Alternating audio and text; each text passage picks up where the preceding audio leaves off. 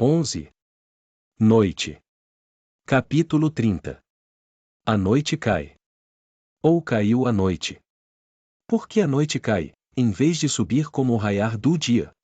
Contudo, se você olhar para o leste, ao pôr do sol, pode ver a noite subindo, não caindo, a escuridão se eleva em direção ao céu, subindo do horizonte, como um sol negro atrás de uma coberta de nuvem. Como fumaça de chamas que não se vê, uma linha de fogo pouco abaixo do horizonte, um fogo em meio à mata ou uma cidade em chamas. Talvez a noite caia porque é pesada, uma cortina espessa puxada sobre os olhos. Cobertor de lã. Eu gostaria de poder ver no escuro, melhor do que vejo. A noite caiu, então. Sinto-a pesando sobre mim como uma pedra. Não há brisa. Sento junto à janela parcialmente aberta, as cortinas puxadas para trás porque não há ninguém lá fora, não há necessidade de modéstia, vestida em minha camisola de mangas compridas mesmo no verão, para nos livrar das tentações de nossa própria carne, para nos impedir de abraçarmos a nós mesmas, com os braços nus. Nada se move na luz de holofote do luar. O perfume do jardim sobe como o calor de um corpo, devem haver flores que só se abrem à noite, é tão forte. Posso quase vê-lo, radiação rubra, ondulação ascendente como a reverberação acima do asfalto numa estrada ao meio-dia. Lá embaixo no gramado, alguém emerge da mecha de escuridão debaixo do salgueiro, atravessa na frente da luz, sua longa sombra nitidamente presa a seus calcanhares. Será Nick, ou alguma outra pessoa, alguém sem importância? Ele olha para cima para esta janela, e posso ver o alongado branco de seu rosto. Nick. Olhamos um para o outro. Não tenho nenhuma rosa para jogar, ele não tem nenhum alaúde. Mas é o mesmo tipo de fome, a qual não posso ceder. Puxo a cortina do lado esquerdo de modo que caia entre nós, diante de meu rosto, um momento depois ele segue adiante, para a invisibilidade além da esquina.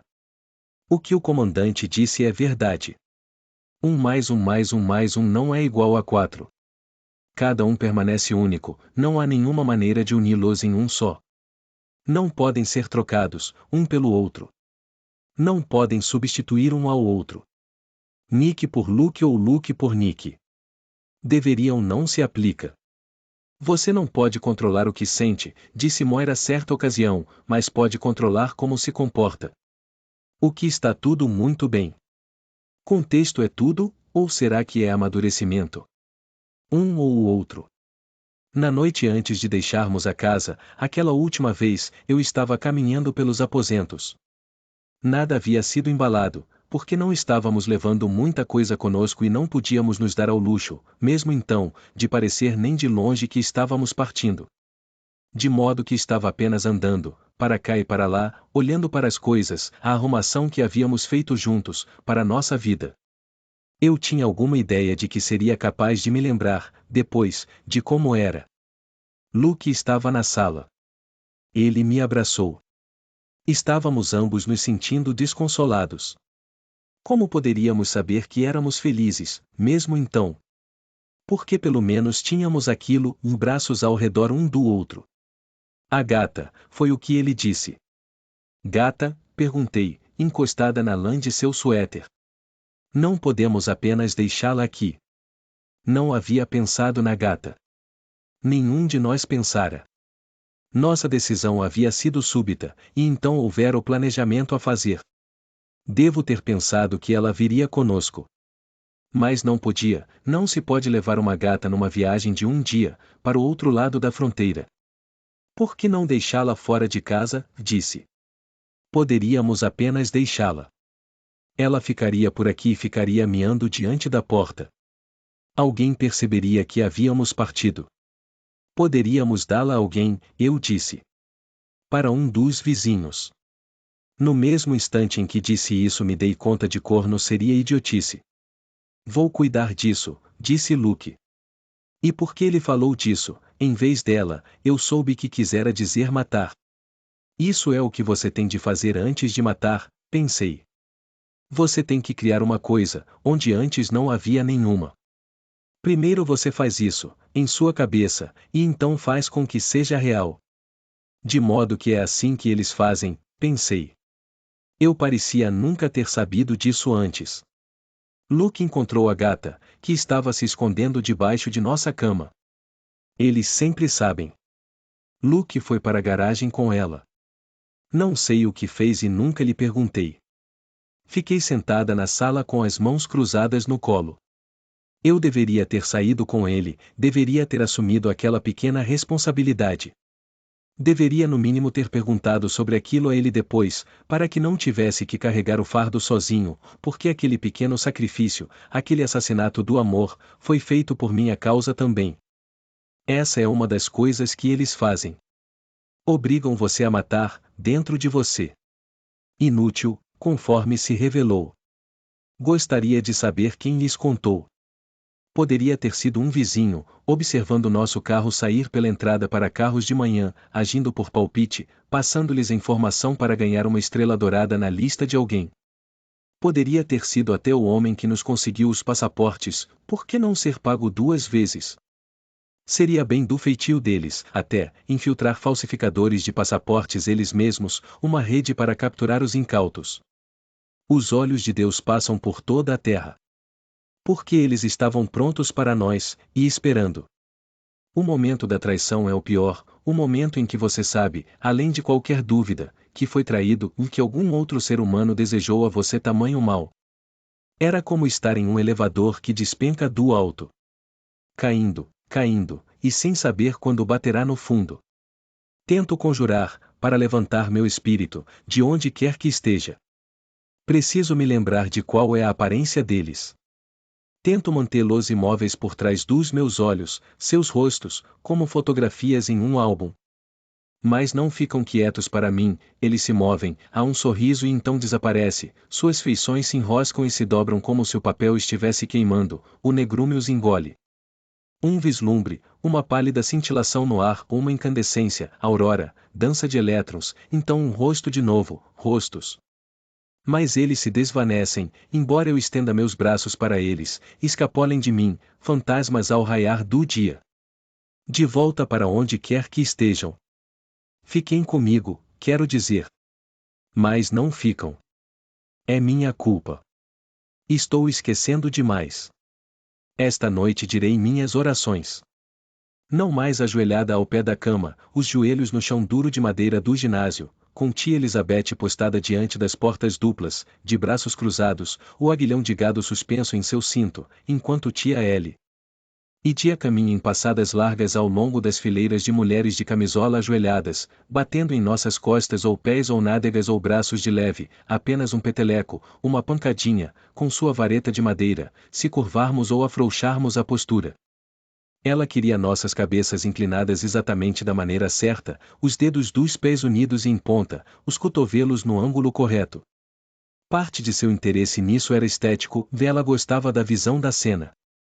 Queria que parecêssemos algo anglo-saxão, esculpido num túmulo, ou anjos de um cartão de Natal, uniformizadas em nossos trajes de pureza.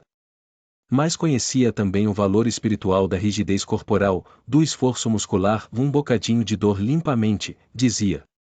Aquilo por que orávamos era pelo vazio, de modo que pudéssemos ser preenchidas, com graça, com amor, com abnegação, sêmen e bebês. Ó Deus, Rei do Universo, obrigada por não ter me criado homem. Ó Deus, oblitera-me. Torna-me fecunda. Mortifica a minha carne, para que eu possa ser multiplicada. Permite-me ser preenchida. Algumas delas deixavam-se arrebatar com isso. O êxtase da degradação. Algumas gemiam e choravam. Não há sentido em chamar atenção para si mesma, Janine, dizia tia Lídia. Rezo aqui onde estou, sentada ao lado da janela, olhando para fora através da cortina para o jardim vazio. Nem sequer fecho os olhos. Lá fora ou dentro da minha cabeça, há a mesma treva. Ou luz. Meu Deus! Que estás no reino dos céus, que é interior. Gostaria que me dissesses teu nome, quero dizer o nome verdadeiro. Mas tu servirá como qualquer outro. Gostaria de saber o que tu estiveste fazendo. Mas seja lá o que for, ajuda-me a suportá-lo, por favor. Embora talvez não seja a tua obra, ou não creio nem por um instante que o que está acontecendo lá fora no mundo seja o que querias. Tenho o pão de cada dia suficiente, de modo que não perderei tempo com isso. Não é o problema principal. O problema é engoli-lo sem sufocar com ele. Agora chegamos ao perdão. Não te preocupes em me perdoar agora. Existem coisas mais importantes. Por exemplo, mantém os outros a salvo, se estiverem salvos. Não permite que sofram demais. Se tiverem que morrer, que a morte seja rápida. Poderias até oferecer-lhes um céu. Precisamos de ti para isso. O inferno podemos fazer nós mesmos. Suponho que eu deveria dizer que perdoo quem quer que tenha feito isso, e seja lá o que estiverem fazendo agora. Eu tentarei, mas não é fácil. A tentação vem a seguir. No centro, a tentação era qualquer coisa que fosse muito mais que comer e dormir. O conhecimento era uma tentação. O que vocês desconhecem não pode tentá-las, costumava dizer tia Lídia. Talvez eu na verdade não queira saber o que está acontecendo. Talvez eu prefira não ter conhecimento. Talvez não possa suportar o conhecimento. A queda foi uma queda da inocência para o conhecimento. Penso demais a respeito do candelabro, embora agora já tenha sido retirado. Mas poderia usar um dos ganchos, no armário. Já considerei as possibilidades. Tudo o que você teria que fazer, depois de se amarrar, seria inclinar seu corpo para a frente e não lutar. Livra-nos do mal.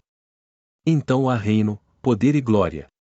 É preciso muito para acreditar neles agora. Mas tentarei de qualquer maneira. Na esperança, como dizem nas lápides. Deves te sentir um bocado lesado. Imagino que não seja a primeira vez. Se fosse eu quem és tu estaria farto. Estaria realmente enojado de tudo. Creio que essa é a diferença entre nós. Eu me sinto muito irreal, falando contigo assim. Sinto-me como se estivesse falando com uma parede. Gostaria que tu respondesses. Sinto-me tão sozinha. Sozinha sentada ao lado do telefone. Só que não posso usar o telefone. E se pudesse, quem poderia chamar? Oh Deus! Não é brincadeira. Oh Deus, oh Deus! Como posso continuar vivendo?